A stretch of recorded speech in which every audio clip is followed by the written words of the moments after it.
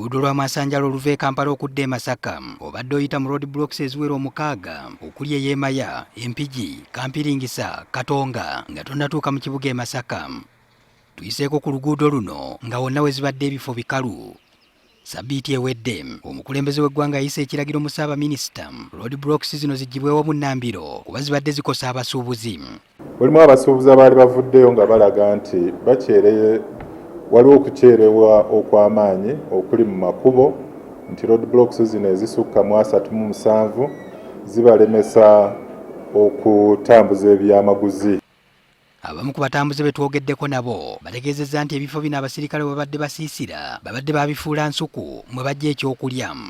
Nga muyinza malayo eddakiika nga 4 nga jjaamu akutte wano wennyini ate n'ekirala babadde babbirawo nnyo. Amaggwa ago babadde bagateeka mu kkubo wakati ng'ogenda okujja oluusi weerabidde n'ojja n'oyingira amaggwa ago. Omwogezi wa poliisi Fred Enanga ategeezezza nti okuva n'olwaleero emisanvu gyonna abatambuze gye basanga gya bumenyi bw'amateeka. Poliisi ewadde abatambuze amagezi okutemya ku b'obuyinza singa basanga roadblocks zino ku kkubo. Omusirikale oyo tujja mukangavvula, tujja mukwata tumubonereze okugezaako okujeemera ekiragiro eky'omukulembeze w'eggwanga. Wabula Enanga agumizza ababadde n'okutya nti obumenyi bw'amateeka buyinza okweyongera ku nguudo n'ategeeza nti kyasaliddwa dda amagezi. Waguddewo akisidenti abantu nga 3 bafiiriddewo abalala bali ku bisago tetumanyi oba baafudde awo wennyini mu kitundu kyekimu bwe bajja ekiggwa.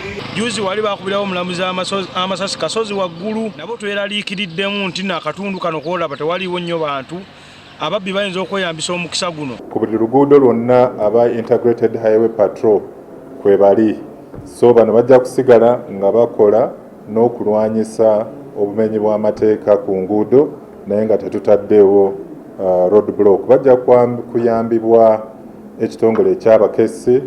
Guno si gwe mulundi ogusoose omukulembeze w'eggwanga okulagira emisanvu giggyibwe ku kkubo. Mu 2014 yalagira ne giggyibwawo ate ne gizzibwawo mu 2016 mu bikwekweto bya Fiika Salama. Mu 2020 emisanvu gyeyongera olw'okukwasisa ebiragiro bya COVID-19. Patrick Ssenyondo, NTV Akawungeezi.